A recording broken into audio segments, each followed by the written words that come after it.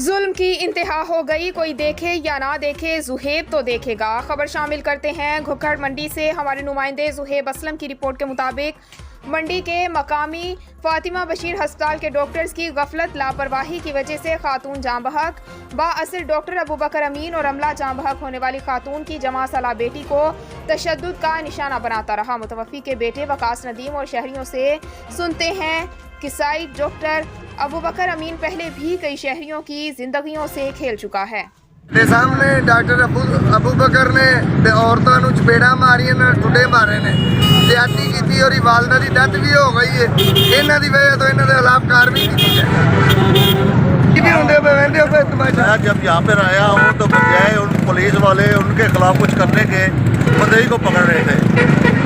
جو لوگ وہی دے رہے ہیں کہ ڈاکٹر ابوبکر نے خواتین پہ تشدد کیا ہے، ان کی والدہ بھی مر گئی ہے، بجائے ان کے زخموں پہ اپنا مرہم رکھے ان پہ تشدد کیا ہے۔ اللہ تعالیٰ کا آپ سے گزارش ہے کہ اس کا نوٹس لیں۔